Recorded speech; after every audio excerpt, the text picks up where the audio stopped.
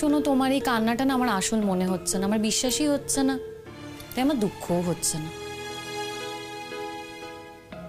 ভুল বুঝলে তুমি আমায় শিমু,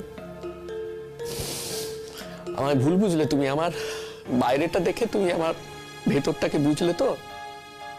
আসলে দুটো এক নয় গো, এক নয় দুটো।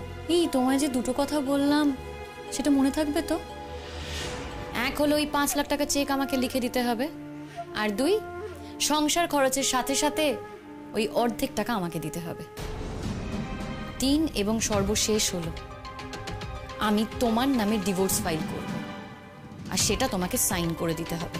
মিউচুয়াল ডিভোর্সই হোক না, আমার তো মনে হয় ডিভোর্স করতে গেলে তুমি সবচেয়ে বেশি রাজি হবে, কারণ নতুন করে আবার তোমার জীবনটা সাজাতে চাইবে না। আমি বুঝতে পারছি, রিয়েলি আন্ডারস্ট্যান্ড, কারণ আমার মতো মেয়ে তো তোমার কাপ অফ টি নয়।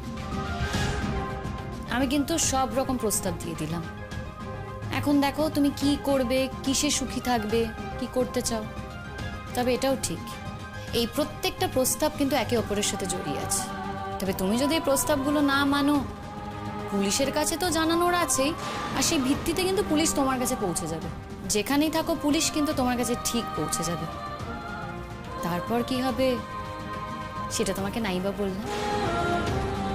দেখো, পুলিশ তো আর জামাই আদর করে তোমাকে বাড়িতে নিয়ে যাবে না, জেলেই নিয়ে যাবে। সেখানে গিয়ে দেখো কেমন লাগে। শেষ, আমার সব কথা শেষ। তোমার সাথে আমার আর কোনো কথা নেই। দেখো, এই কথাগুলো না যত লোক জানাজানি করবে, যত বাড়ির লোককে বলবে, তত বাধা পড়বে। মাঝখান থেকে তো তোমারই বিপদ বাড়বে। তাই আমার কথাটা শোনো, যে শর্তগুলো দিয়েছি সেগুলো যত তাড়াতাড়ি সম্ভব মেনে নাও।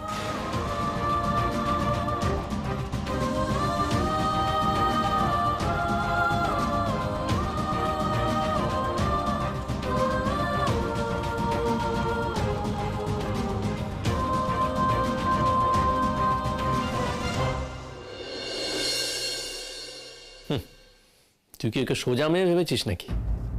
মোটেই সোজা মেয়ে নয়। আরে বাবা, আমি ওকে সোজা মেয়ে ভাবতে যাবো কেন? আমি তো প্রথম থেকেই জানি যে ও তোর লাইফটা একেবারে হেল করে ছেড়ে দেবে। আচ্ছা, ও এখন কি করছে বলতো? কাল তো তুই ওকে তোর ঘরে রেখেছিলিস, কথাবার্তা তো বললি, তো কি বলছে? তুই কি ওকে সরি বললি? আরে বলেছি, সবই বলেছি। এখন ওর বক্তব্য হচ্ছে তুমি আমাকে 5 লাখ টাকা দাও, আর মাস গেলে তুমি যে মাইনেটা পাও তার অর্ধেকটা আমাকে দাও। হ্যাঁ, তো তাহলে কি তোর ঘাট থেকে নামবে? আরে ঘাট থেকে নামার কথা তো পরে আসছে। 5 লাখ টাকা, 5 লাখ টাকা আমি দেবো কোত্থেকে দেবো? আর মাইনের অর্ধেক টাকা যদি আমি ওকে দিয়ে দিই তাতে আমার চলবে? দেখ, সারাটা জীবন আমি তো আর মাকে দিদিকে নিয়ে পড়ে থাকবো না। আমার তো একটা ভবিষ্যৎ আছে। আগামী দিনে আমি হয়তো বিয়ে শাদিও করতে পারি, তখন কি হবে? কি খেয়ে থাকবো আমি? হরিমটর খেয়ে থাকবো? আশ্চর্য কথা বলছিস। আমি কিছু বলিনি, আমি অবস্থাটা বুঝতে চাইছি। আচ্ছা, টাকাটা দিবি না? না দিলে কি হবে? না দিলে কি হবে? ও কি বলেছে জানিস? ও বলেছে ও যা যা জানে সমস্ত বলে দেবে। এই কেসটাকে আবার খুঁচিয়ে তুলবে। ও আচ্ছা, তার মানে ও টাকাটা পাবে বলে বলেনি, বুঝতে পারছিস? ওই যে যখন ওকে সবাই বলছিল যে কথাগুলো বলতে, ও কিন্তু বলেনি তখন স্রেফ টাকাটা পাবে বলে। ও যে তোকে দয়া করে ছেড়ে দিয়েছে সেরকম কিন্তু কিছু নয় দাদা। তাহলে এবার বুঝে দেখ যে ও কি জিনিস। না, বুঝেছি। বুঝবো না কেন? আজকে বুঝেছি নাকি? অনেক আগে থেকেই সব বুঝেছি। তো মুশকিল হচ্ছে ওকে ঘাট থেকে নামাবো কি করে বলতো? আমার তো কিছু উপায় মাথায় আসছে না। কোনোভাবে যে ওকে এখান থেকে সরাতে পারবো সেটা তো মনেই হচ্ছে না। আমার দেখ, এদিকে পাড়ার লোকের সিম্প্যাথিও পেয়ে যাচ্ছে। আচ্ছা শোন দাদা, তুই একটা কাজ কর, তুই ওকে নিয়ে কোথাও একটা ঘুরতে চলে যা। তুই ওকে বল যে আমি তোমার সঙ্গে সুখে শান্তিতে ঘর সংসারটা করতে চাই, আমি যা করেছি ভুল করেছি, এরকম ভুল আর কখনো হবে না। না ঠিক আছে, কিন্তু আবার মাঝখানে তোর বিয়েটা আছে না? আরে আমার বিয়ে, আমার বিয়ে যে মা দেবে কি দেবে না সেটাও তো আমি জানি না। আর শোন, আমি আমার বিয়ে নিয়ে বেশি বাড়াবাড়িও করবো না, সিম্পলি একটা রেজিস্ট্রি করে আমি বিয়েটা করে নেবো, আর কিচ্ছু করবো না। বাড়িতে এরকম একটা দুর্যোগ, আজকে তোকে ফাঁসাচ্ছে, কালকেও আমাকে ফাঁসাবে, এই গ্যারেন্টি আমি তোকে দিচ্ছি। হতে পারে তুই যা যা বলছিস সেগুলো কিন্তু হতেই পারে। ওকে কোনো বিশ্বাস নেই, ওই বিষধর সাপের থেকেও ভয়ঙ্কর। আর এই কথাগুলোই আমি তোকে বলেছিলাম, তোর এখন মনে হচ্ছে? না, এখন মনে হচ্ছে তার তো কারণ আছে। এখন তো আমার ঘাড়ের উপর চেপে বসেছে না, আমি তো বুঝতে পারছি ওকে জিনিস। তবে ওকে ছেড়ে দেওয়া যাবে না পলাশ, কোনোভাবেই ছাড়া যাবে না। আরে বাবা, সেই জন্যই তো আমি তোকে বলছি তোরা তোরা কোথাও ঘুরে আয়, তোরা বাইরে গিয়ে কোথাও একটা ঘুরে আয়, তারপরে আমি দেখছি কি করা যায়। কি করবি? আরে বাবা, সমুদ্রে তো কেউ ভেসে যেতেই পারে। তাছাড়া ও তো এর আগেও সমুদ্রতে গেছে, যায়নি কি? পাড়ার বউদের সঙ্গে যদিও সমুদ্রে যেতে পারে, তাহলে তোর সঙ্গেও যেতে পারে, 100 বার যেতে পারে। আর শোন দাদা, তোকে একটা কথা বলছি, তুই যদি তোর বউকে নিকেশ করতে না পারিস তাহলে কিন্তু তোর কোনো লাভ নেই।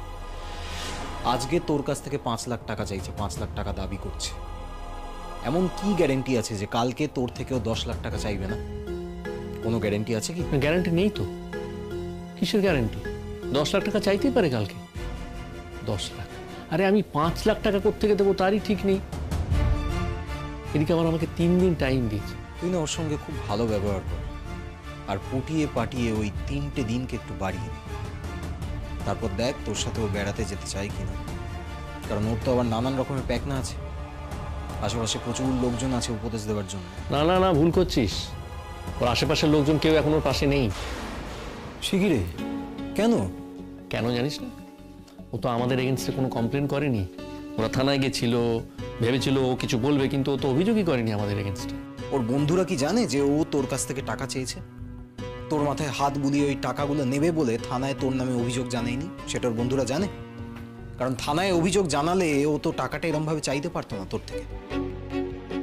ভীষণ ডেঞ্জারাস মেয়ে দাদা, জানিস তো? ওপরে ভালো সেজে থাকে, সবার সামনে সাধু সেজে থাকে, কেউ কিচ্ছু বুঝতে পারে না। আমার মাটাকে তো পুরো হাতে করে নিয়েছে, পুরো বশ করে নিয়েছে মাকে। সে তো বটেই। দেখ, এখন যদি আমি মায়ের কাছে গিয়ে বলি যে মা তুমি তোমার বৌমাকে বোঝাও, আমি টাকা দিতে পারবো না, মা কি বলবে আমাকে জানিস? মা বলবে কেন, ও যা বলছে তাই করো, ও তোমার কাছে টাকা চেয়েছে তুমি টাকা দাও, কেন অন্যায় করার সময় এটা মনে ছিল না? মা তো এটাই বলবে। মা তো এইভাবে কথাবার্তা বলে এখন আমার সাথে। আমি খুব ভালো করে বুঝতে পারছি জানিস তো, ও কিন্তু আমার সঙ্গে যাবে না। বেড়াতে যাওয়ার কথা বলছিস, কিছুতেই যাবে না। আর ও যদি না যায় তাহলে আমি তো জোর করে নিয়ে যেতে পারবো না। তাহলে আর কি? তাহলে তুই মরবি। তোর লাইফে এরকম একটা মেয়ে এসে পুরো জীবনটা তো শেষ করে দিল। না না শোন, তুই এইভাবে বলিস না। তুই প্লিজ একটা কিছু মাথা থেকে বার কর, না হলে আমি শেষ হয়ে যাব। বাবা, তোমরা দুই ভাই একসঙ্গে এক ঘরে দেখতে পাচ্ছি। এ নাও, আমি তো জানতাম না তুমি এই ঘরে। দাঁড়ো, তোমার চাটাও নিয়ে আসছি। না না, আমার জন্য চা করতে হবে না। কেন? তোমার জন্য চা করব না কেন? বাড়ির সবার জন্য চা করেছি, তোমার জন্য চা করব না? এই কেমন কথা ভাই? দেখো, যখন করিনি তখন তোমার জন্যও করিনি, তোমার দাদার জন্যও করিনি, কিন্তু এখন যখন তোমার দাদার জন্য চা করেছি তখন তোমার জন্যও চা করেছি। দেখো, আমি তো জানতাম না যে তোমরা দুই ভাই সকালবেলা এই ঘরে বসে আছো গলা জোরাজোরি করে, না হলে তোমার জন্য চাটা এই ঘরেই নিয়ে আসতাম। খুব ভালো লাগছে দেখে, জানো তো তোমাদের দুই ভাইয়ের মধ্যে কি ভাব। না না, আমি আসলে এই খবরের কাগজটার জন্যই। খবরের কাগজ তো এই ঘরে নেই, বসার ঘরে খবরের কাগজ আছে। আর তোমার দাদা আজকে সকাল থেকে খবরের কাগজ পড়ার সময় পাইনি, অন্য কাগজ পড়ছে বোধহয়। না না, আমি যাচ্ছিলাম, কাগজটা পড়তেই যাচ্ছিলাম। শিমুল, আসলে তোমাকে একটা সত্যি কথা বলি, মানে ফ্র্যাঙ্কলি বলছি, আমি না ওই টাকাটার ব্যাপারে বলছিলাম পলাশকে।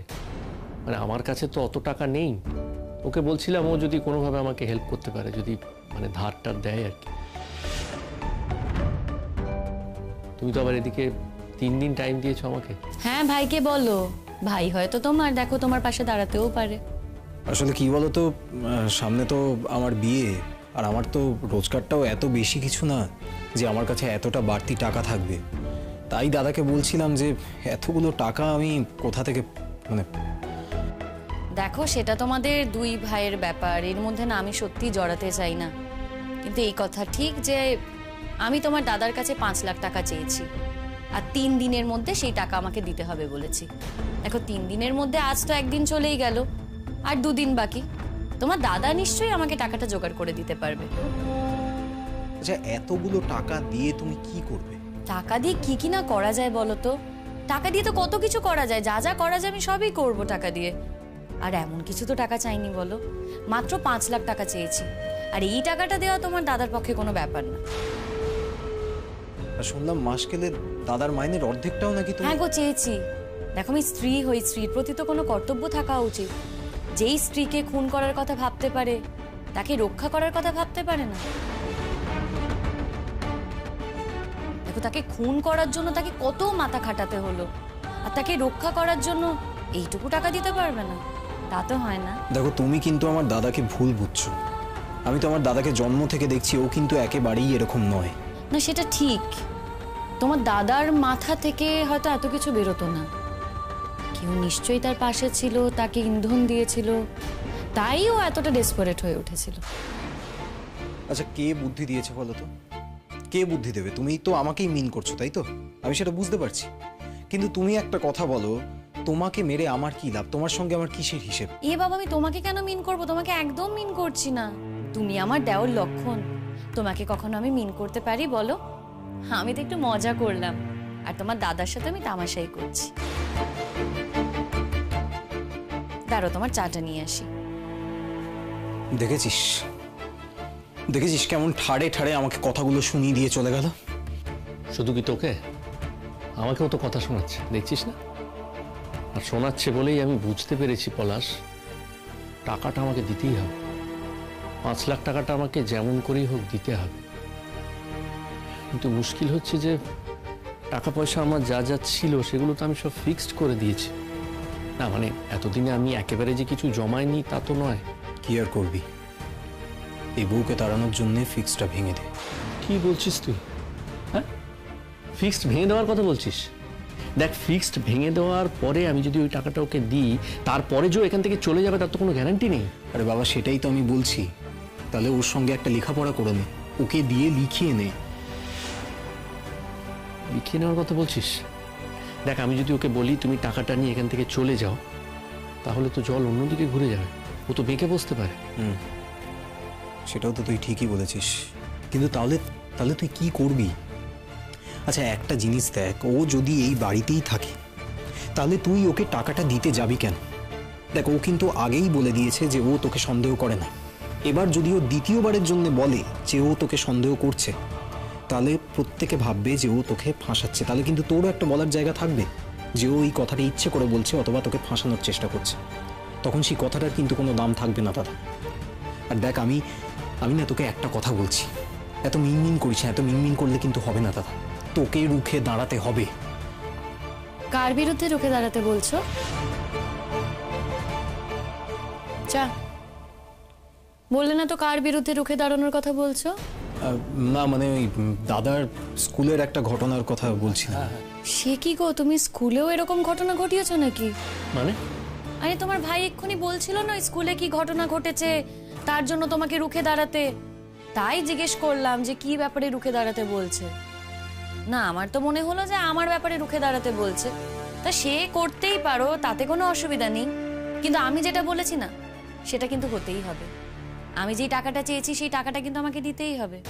আর এই টাকাটা যদি আমাকে দিতে না পারো, তাহলে ওই যে আমি কেসটা আবার ওপেন করব। আমি বলবো যে তখন আমি বলতে পারিনি, আমার ওপর একটা থ্রেট ছিল, আমি ভয় পেয়ে গিয়েছিলাম, তাই আমি সত্যি কথা বলিনি। আমি বলবো যে এখন আমার ভয় কেটে গেছে, তাই আপনাদের কাছে সাহায্য চাইতে এসেছি। আমি এটাই বলবো যে এই দুই ভাই যেন সঠিক শাস্তি পায়। বৌদি, তুমি আমাকে এসবের মধ্যে কেন জড়িয়ে দিচ্ছ? বাবা, তুমি আমাকে কতদিন পরে বৌদি বলে ডাকলে গো, শুনেও ভালো লাগলো। দেখো, তোমাকে তো আর এমনি এমনি জড়াচ্ছি না, তুমি জড়িয়ে আছো তাই তোমায় জড়াচ্ছি। দেখো, সেই সময় তো তোমার মনে একটা দুরভিসন্ধি ছিল, তুমি আমাকে মারতে চেয়েছিলে। আর এই কথা আমি শুধু নয়, পাড়ার সবাই জানে।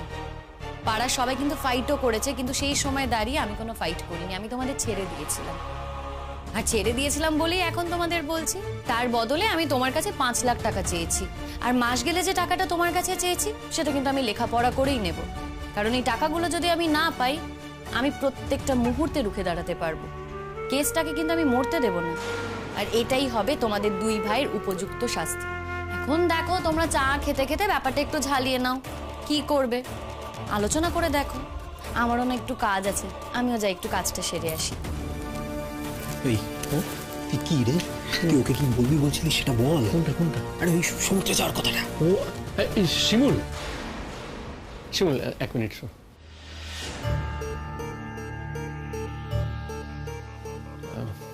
দেখো শিমুল, আমি বলছিলাম যে আমি না তোমার সঙ্গে মন দিয়ে সংসারটা করতে চাই, বিশ্বাস করো। আচ্ছা, হ্যাঁ, দেখো আমরা তো স্বামী স্ত্রী, তা আমাদের মাঝখানে টাকা পয়সার কথাটা আসবে কেন? কেন আসবে?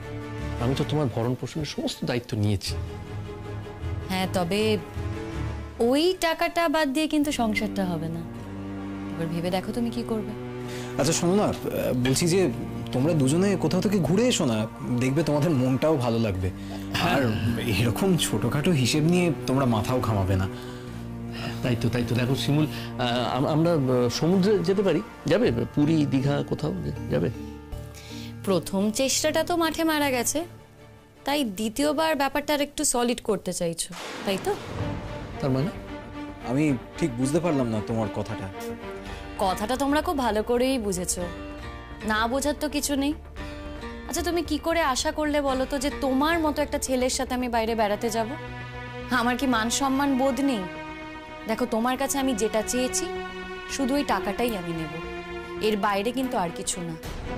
আর টাকাটার জন্য কিন্তু আমি তোমায় 3 দিন সময় দিয়েছি। 3 দিন মানে কিন্তু 3 দিন, সেটা কিন্তু 4 দিন হবে না। আর ওই যে মাস গেলে যে অর্ধেক টাকাটা নেব না, সেই টাকাটার জন্য যে আমি লেখাপড়া করাবো, তার জন্য আমি উকিলের সাথে কথা বলবো। আমি আমার দিক থেকে যা ব্যবস্থা করার করছি, তুমিও বরঞ্চ তোমার দিক থেকে টাকাটা রেডি করো।